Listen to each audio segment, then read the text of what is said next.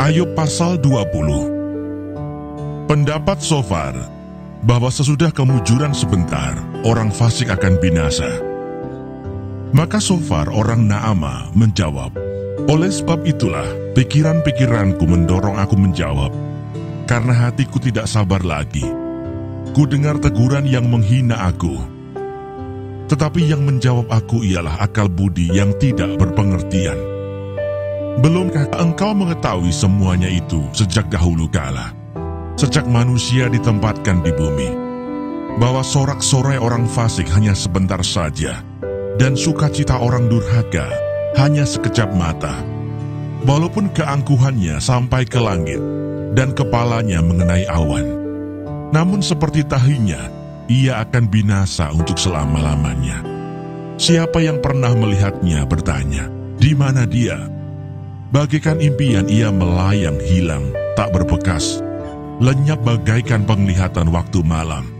Ia tidak lagi tampak pada mata yang melihatnya, dan tempat kediamannya tidak melihatnya lagi. Anak-anaknya harus mencari belas kasihan orang miskin, dan tangannya sendiri harus mengembalikan kekayaannya. Tulang-tulangnya boleh penuh tenaga orang muda, tetapi tenaga itu pun akan membaringkan diri bersama dia dalam debu.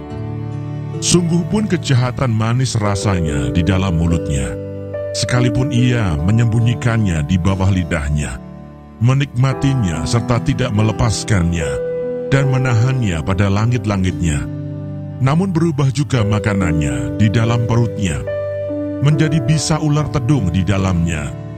Harta benda ditelannya, tetapi dimuntahkannya lagi. Allah yang mengeluarkannya dari dalam perutnya, bisa ular tedung akan diisapnya. Ia akan dibunuh oleh lidah ular. Ia tidak boleh melihat batang-batang air dan sungai-sungai yang mengalirkan madu dan dadih. Ia harus mengembalikan apa yang diperolehnya dan tidak mengecapnya. Ia tidak menikmati kekayaan hasil dagangnya, karena ia telah menghancurkan orang miskin dan meninggalkan mereka terlantar. Ia merampas rumah yang tidak dibangunnya. Sesungguhnya ia tidak mengenal ketenangan dalam batinnya, dan ia tidak akan terluput dengan membawa harta bendanya. Suatu pun tidak luput daripada lahapnya. Itulah sebabnya kemujurannya tidak kekal. Dalam kemewahannya yang berlimpah-limpah, ia penuh khawatir. Ia ditimpa kesusahan dengan sangat dahsyatnya. Untuk mengisi perutnya, Allah melepaskan ke atasnya murkanya yang menyala-nyala, dan menghujankan itu kepadanya sebagai makanannya. Ia dapat meluputkan diri terhadap senjata besi, namun panah tembaga menembus dia. Anak panah itu tercabut dan keluar dari punggungnya. Mata panah yang berkilat itu keluar dari empedunya. Ia menjadi ngeri.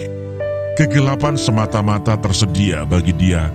Api yang tidak ditiup memakan dia dan menghabiskan apa yang tersisa dalam kemahnya. Langit menyingkapkan kesalahannya dan bumi bangkit melawan dia. Hasil usahanya yang ada di rumahnya diangkut. Semuanya habis pada hari murkanya. Itulah ganjaran Allah bagi orang fasik, milik pusaka yang dijanjikan Allah kepadanya.